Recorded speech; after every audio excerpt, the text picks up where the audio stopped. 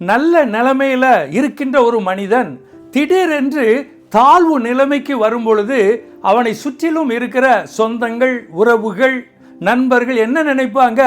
இவன் நல்ல நிலைமையில இருக்கும் பொழுது என்ன ஆட்டம் போட்டா, இனி அவன் எழும்பவே மாட்டான், அவன் எழும்பக்கூடாது என்கிற விதமாக தடை கற்களை போட்டு அவனை அழித்துவிட நினைப்பார்கள்.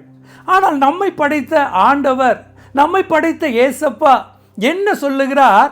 அவர் நெறிந்த நாணலை முறிக்காமலும் மங்கி எறிகிற திரியை அணையாமலும் உண்மையாய் நியாயத்தை வெளிப்படுத்துவார். நம்முடைய வாழ்க்கையில நாம் சில நேரங்களில் நாம் தாழ்வு நிலைமையில வரும் பொழுது நம்முடைய ஆண்டவர் என்ன செய்கிறார்?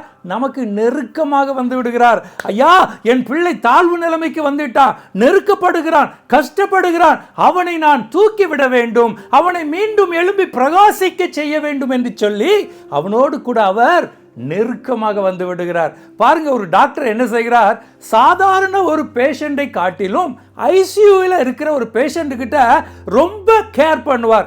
எப்படியாவது இந்த பேஷண்டை காப்பாற்றி விட வேண்டும், எப்படியாவது இவனுக்கு ஒரு மறுவாழ்வு கொடுத்து விட வேண்டும் என்று சொல்லி இன்னும் நெருக்கமாக அந்த பேஷண்டை அவர் வாட்ச் பண்ணுவார், அந்த பேஷண்ட்டுக்கு கேர் கொடுப்பார். அதே போல தான் நம்முடைய ஆண்டவரும் நாம் தாழ்வு நிலைமையில வரும் பொழுது நம்மை ஒரு காலம் அவர் விட்டு விட மாட்டார், கைவிட மாட்டார். இந்த நேரத்திலும் இந்த வார்த்தையை கேட்டுக்கொண்டிருக்கிற உங்களுடைய வாழ்க்கையிலும் நீங்க நல்ல நிலைமையில இருந்திருப்பீங்க, நல்ல வேலையில இருந்திருப்பீங்க, நல்ல வியாபாரம் செய்து கொண்டு இருந்திருப்பீங்க, வெளிநாட்டில் இருந்திருப்பீங்க.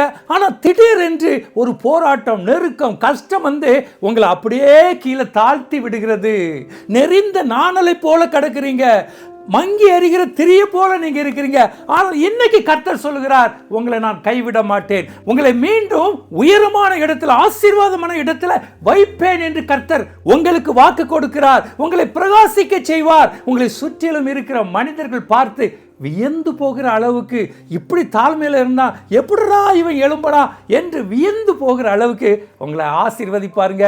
உங்களை கர்த்தர் ஆசீர்வதிப்பார். ஏசப்பா உங்களை ஒரு நாளும் கைவிட மாட்டார். God plus.